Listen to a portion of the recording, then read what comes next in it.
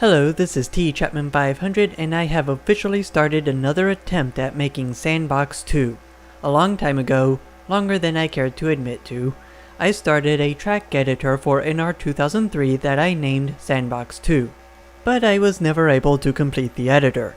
Since then, I have learned a lot not only through tutorial but also just by working on other projects that involve a lot of coding, and I believe I will be able to, at the very least, put out a minimum viable product in a relatively reasonable amount of time.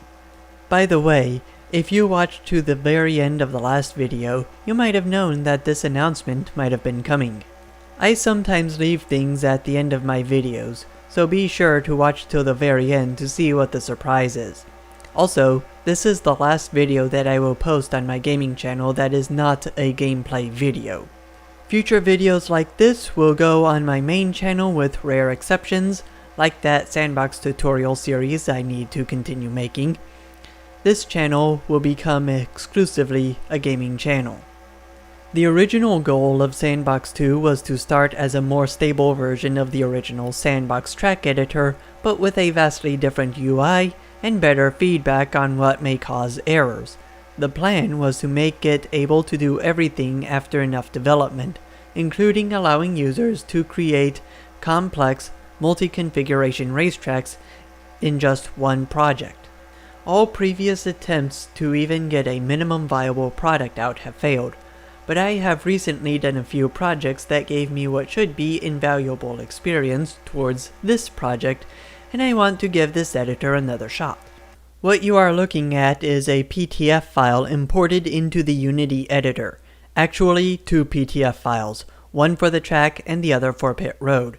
What you see here is pretty much identical to what you would see in NR 2003, minus not being able to use two separate or even combined PTF files for a single track.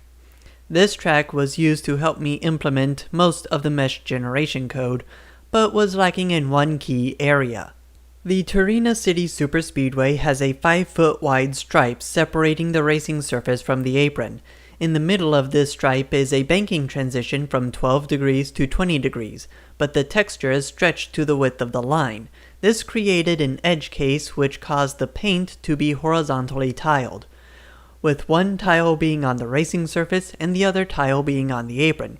Fixing this issue took a while, but it was ultimately trivial. What you are looking at is what the track is supposed to look like. As far as I can tell, every aspect of the mesh generator is working. For an idea of what I want to be featured in Sandbox 2, check out the link in the description to the editor's official webpage.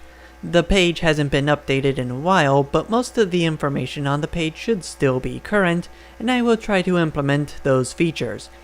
Though I may have to walk back the scope of this project quite a bit or design the track editor from the outset to have many of the features that I plan for later implementation. I'm also not sure right now if the editor will be payware, freeware, or open source. A lot of that will probably depend on whether iRacing tries to shut down my project to make NR 2003 open source. Speaking of which, I've already hit a snag with that one. Also, since my racing simulator, which will no longer have a prototype on the Unity engine, will be able to load racetracks from PTF files, you will be able to use Sandbox 2 to build tracks for my simulator. Though you can use the original Sandbox to do that. By the way, clips I showed you of those PTF files being loaded into Unity, that was the prototype for my racing game. And no, it cannot read MIP or DAT files. I converted the MIPs to TGA and wrote a TGA reader. That'll be it for this video. I hope you enjoyed. Don't forget to rate, comment, subscribe, and share, and I will see you in the next video. This is Chapman500 signing off.